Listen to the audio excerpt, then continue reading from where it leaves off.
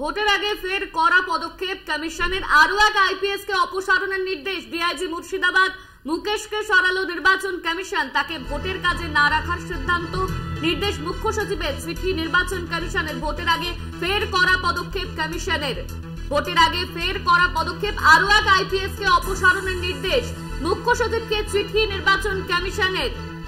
DIG Murshidabad মুকেশকে সরালো নির্বাচন commission. DIG Murshidabad মুকেশকে সরালো নির্বাচন commission, তাকে ভোটের কাজে না রাখার নির্দেশ। তাকে ভোটের কাজে ব্যবহার করা যাবে না। আরো এক আইপিএস কে অপসারণ করা হলো। ভোটের আগে ফের কড়া পদক্ষেপ কমিশনের। এই নিয়ে আমরা বিস্তারিত জানবো। আমাদের সঙ্গে রয়েছেন আমাদের প্রতিনিধি সত্যসুন্দর ভট্টাচার্য। সত্যসুন্দর, আরো এক আইপিএস কে অপসারণের নির্দেশ, ঠিক কি কারণে অপসারণ করা হলো? দেখো, একেবারেই তাই। মুর্শিদাবাদ রেঞ্জের ডিআইজি মুকেশকে সরালো নির্বাচন কমিশন। আজকেই সেই বিজ্ঞপ্তি জারি করেছে জাতীয় নির্বাচন কমিশন। ইতিমধ্যে মুখ্য সচিবকে সেই মর্মে যে অর্ডারের কপি, সেই অর্ডার, সেই নির্দেশ পাঠিয়ে দেওয়া হয়েছে এবং আজ বিকেল 5টার মধ্যে 3 জনের একটি প্যানেল পাঠাতে বলা হয়েছে নির্বাচন কমিশনকে এবং সেই 3 জনের মধ্যে থেকে একজনকে মুর্শিদাবাদ রেঞ্জের ডিআইজি পদে নিয়ে আসবে, নিয়োগ করা হবে। নির্বাচন কমিশন সেই নিয়োগ করবে, এমনটাই কিন্তু কমিশনের তরফ থেকে বিজ্ঞপ্তি দিয়ে জানানো হয়েছে। এর আগেও বিভিন্ন সময় আমরা দেখেছি যে প্রশাসনিক আধিকারিকদের সরিয়েছে নির্বাচন কমিশন। সেক্ষেত্রে মুর্শিদাবাদ রেঞ্জের ডিআইজি মুকেশকেও কিন্তু এবার সরালো নির্বাচন কমিশন। ধন্যবাদ তোমার সত্য। আমাদের সঙ্গে ছিলেন আমাদের প্রতিনিধি সত্যসুন্দর ভট্টাচার্য।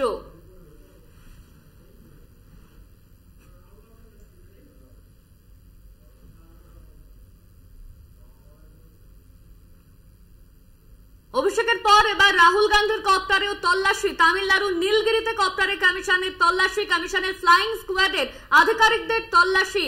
অভিষেক বন্দ্যোপাধ্যায়ের পর এবার রাহুল গান্ধীর কপ্টারে তল্লাশি, আয়কর তল্লাশি। আমরা জানি গতকালই অভিষেক বন্দ্যোপাধ্যায়ের কপ্টারে তল্লাশি করা হয়, আয়কর হানা দেয়। আর এবার রাহুল গান্ধীর কপ্টারেও তল্লাশি।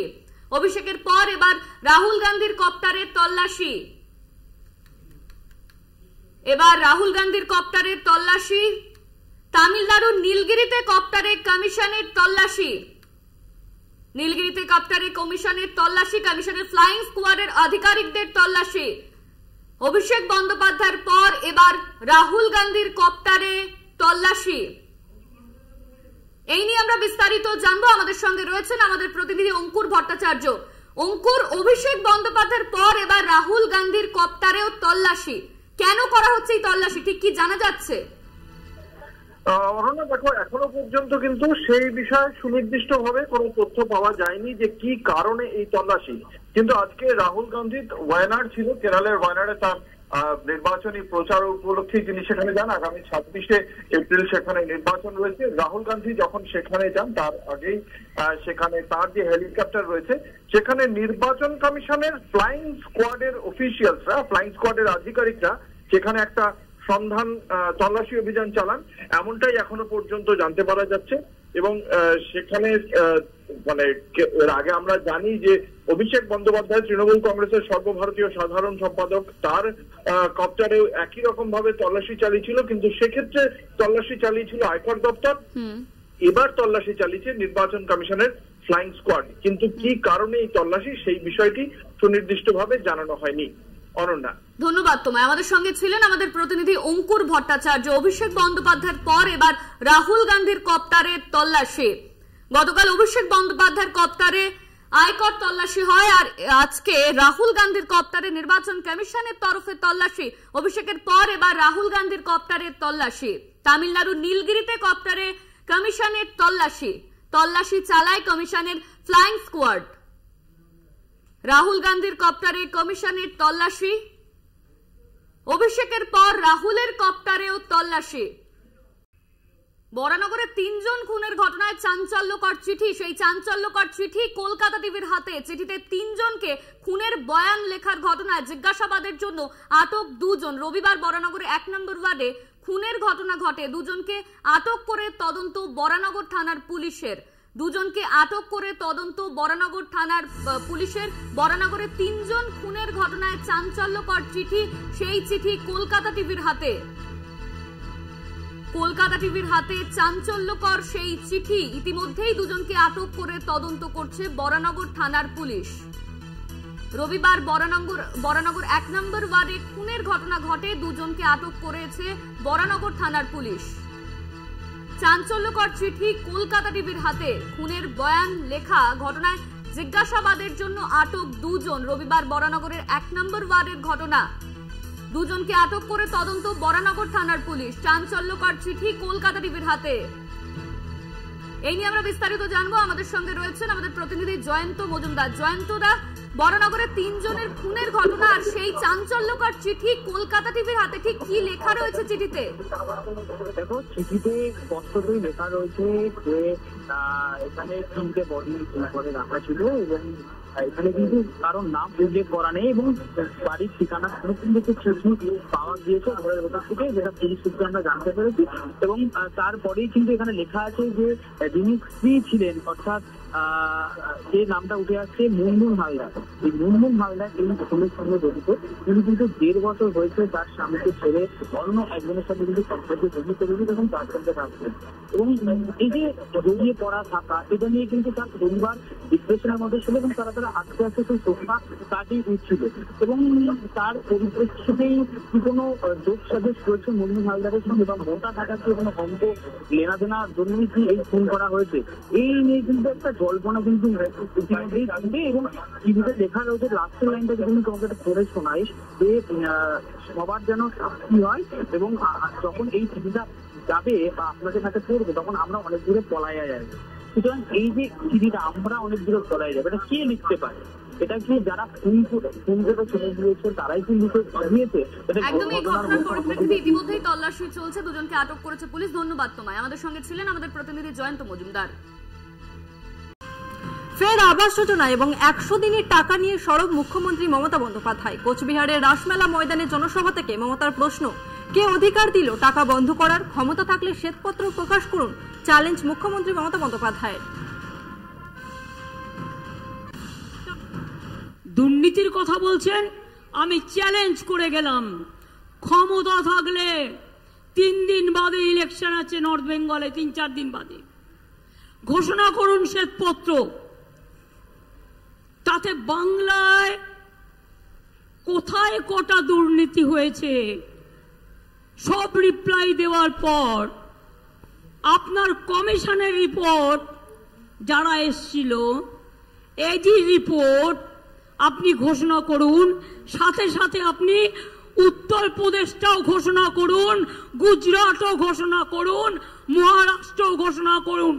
চ্যালেঞ্জ করে বলছি, বাংলা চোর নয়, বাংলা ডাকাত নয়, বাংলাটা দুনিয়ার পরোয়ার নয়, বাংলাটা দাঙ্গাবাজ নয়। এটা আপনি আর আপনার দল একটা মিথ্যেবাদী দল, মিথ্যে কথার দল, দুর্নীতির কথা।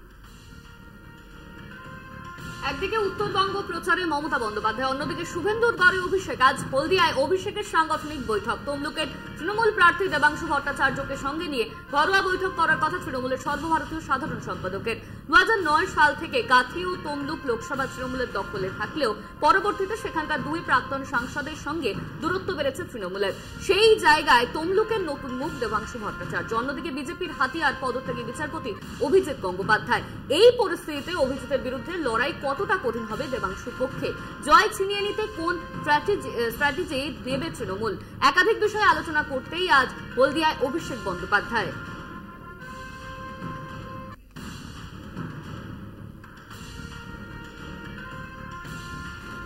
উত্তরবঙ্গের ক্ষতিগ্রস্তদের বাড়ি তৈরি নিয়ে বিতর্ক তুঙ্গে। নির্বাচন কমিশনের অনুমতির পরেও ক্ষতিগ্রস্তদের আর্থিক সাহায্য দেয়নি তৃণমূল। এই অভিযোগ তুলে মমতা অভিষেককে নিশানা শুভেন্দু অধিকারীর। 9 এপ্রিল অনুমতি দিয়েছে কমিশন। 12 তারিখ তৃণমূল হাওয়া গরম করেছে যে অনুমতি দেওয়া হয়নি। অভিযোগ বিরোধী দলনেতা। সোমবার সকালে তৃণমূলকে কটাক্ষ করে পোস্ট শুভেন্দুর। পরে সাংবাদিকদের মুখোমুখি হয়ে বলেন, পিসি মিথ্যাবাদী, ভাইপো মিথ্যাবাদী, পিসি ভাইপো দুজন মিলে বাজার গরম করছে। আমাকে নবান্ন থেকে লোক কাল এটা পাঠিয়ে দিয়েছে। সব অফিসাররা এখন পিসি ভাইপোর পেরোলে যায়নি। ওরা মিথ্যাবাদী, তো পিসি মিথ্যাবাদী, তার ভাইপোটাও মিথ্যাবাদী। একটা ঝাড়ে আলাদা বাঁশ হতে পারে না। যেমন ঝাড় তার তেমন বাঁশ হয়। 9 তারিখে পারমিশন পেয়েছে আর 12 তারিখে বাজার গরম করছে, যে আমাদের পারমিশন দেওয়া হয়নি। পিসি আর ভাইপো দুজন মিলে বাজার গরম করেছে। আমাকে নবান্ন থেকে লোক কাল পাঠিয়ে দিয়েছে, আমি আজকে টুইট করে দিয়েছি। সব আধিকারিকরা এখনো পিসি ভাইপোর পেরোলে যায়নি, এখনো মেরুদণ্ড অনেক। দেশের আইন সবার জন্য সমান, এখন পিসি ও ভাইপোর জন্য আলাদা আইন হবে না। আপনারাও একটা ভোট, দেশের রাষ্ট্রপতিরও একটা ভোট। অভিষেকের চপারে আয়কর তল্লাশি প্রসঙ্গে মন্তব্য শুভেন্দু অধিকারের। ইলেকশন কমিশন ফুল বেঞ্চ ইস্যু করেছিল না দিল্লিতে, সেদিনই তারা বলেছিল যে এবারে স্পেশালি রাজনৈতিক দল এবং নেতারা যে হেলিকপ্টার এবং চার্টার ফ্লাইট ব্যবহার করবেন সেখানে তল্লাশি করা হবে এবং সেটা ইনকাম ট্যাক্স ডিপার্টমেন্টকে দায়িত্ব দেওয়া হয়েছে। এটা রিকল করুন। অতএব ন্যাচারালি দেশের আইন সবার জন্য সমান, দেশের আইন আলাদা হতে পারে না। এখানে ভাইপো পিসিকে আলাদা আইনে ট্রিটমেন্ট করা হয়, এটা দেশের আইন সবার জন্য ইকুয়াল। আপনারও একটা ভোট, ভারতবর্ষের রাষ্ট্রপতির। শর্ত সাপেক্ষে রামনবমীর মিছিল করতে নির্দেশ কলকাতা হাইকোর্টের। 200-র বেশি লোক নিয়ে মিছিল নয়, নিশ্চিত করতে হবে বিশ্ব হিন্দু পরিষদকে। প্রয়োজনে লিফলেট বিলি করতে হবে বিশ্ব হিন্দু পরিষদকে। 200 জনের বেশি লোক থাকলে দায় থাকবে সংগঠনের, বললেন বিচারপতি জয় সেনগুপ্ত। 200-র বেশি লোক নিয়ে মিছিল নয়, শর্ত সাপেক্ষে রামনবমীর মিছিল করতে নির্দেশ কলকাতা হাইকোর্টের। নিশ্চিত করতে হবে বিশ্ব হিন্দু পরিষদকে। দরকারে লিফলেট বিলি করতে হবে বিশ্ব হিন্দু পরিষদকে। শর্ত সাপেক্ষে রামনবমীর মিছিল করতে পারবে এমনই নির্দেশ কলকাতা হাইকোর্টের। 200-র বেশি লোক নিয়ে মিছিল করা যাবে না, নিশ্চিত করতে হবে বিশ্ব হিন্দু পরিষদকে। এই নিয়ে আমরা বিস্তারিত জানবো। আমাদের সঙ্গে রয়েছেন আমাদের প্রতিনিধি পীযূষ কান্তি নাগ।